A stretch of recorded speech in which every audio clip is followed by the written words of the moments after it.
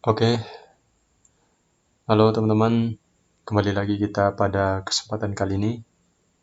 Kali ini kita akan membahas terkait dengan bagaimana caranya meningkatkan kekuatan pengaruh pada analisis regresi berganda. Gitu ya. Jadi di sini saya mempunyai contoh pengaruh X1 dan X2 terhadap Y dengan jumlah sampel sebanyak 100. Oke. Jadi pertama-tama kan kita ingin ketahui dulu pengaruh antara X1 dan X2 terhadap Y. Begitupun dengan kekuatan pengaruhnya seberapa besar sumbangsi pengaruhnya gitu ya. Kita klik analyze, kemudian regression linear, masukkan X1 dan X2 ke kotak independen, Y ke dependen. Lalu kemudian klik OK.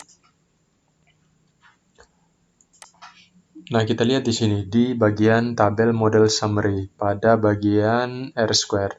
Kita lihat di sini nilai R-square-nya itu sebesar 0,244. Artinya sebesar 24,4% itu variabel X1 dan X2 mempengaruhi variabel Y. Kita lihat nilai signifikansinya. X1 itu tidak terdapat pengaruh ya terhadap Y karena nilainya lebih besar dari 0,05.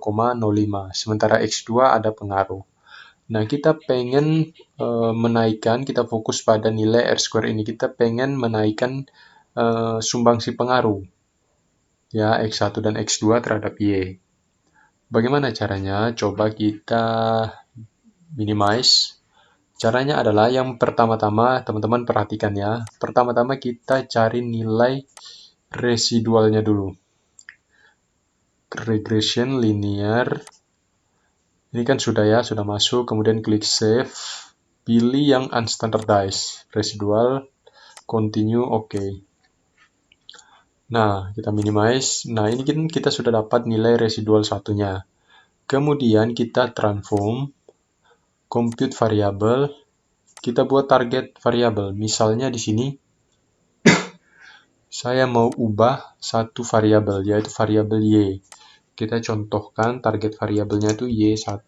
Terserah teman-teman nanti mau memberikan nama apa, terserah ya. Kemudian di sini, Y, karena tadi target variabel kita yang kita mau ubah adalah Y, kita masukkan Y, dikurangi 0,50.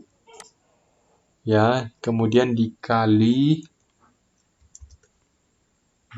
nilai unstandardized. Oke, kemudian klik OK. Nah, di sini kita sudah dapat variabel baru namanya variabel Y1, hasil transformasi dari Y ini ya. Gitu ya.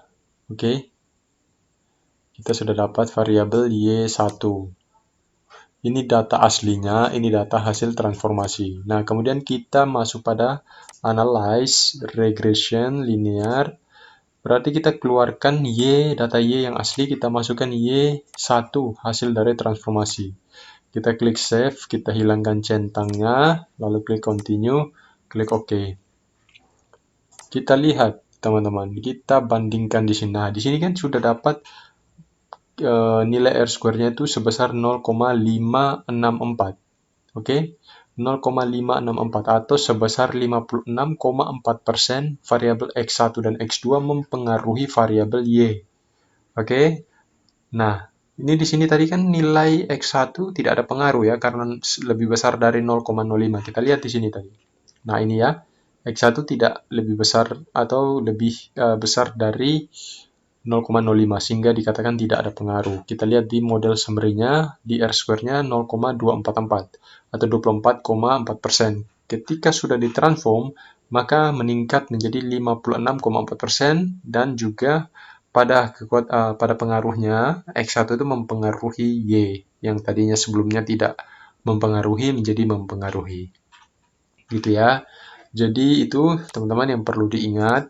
Di sini transform, ini compute. Nah, pasti ada yang bertanya 0,50 ini dapat dari mana ya?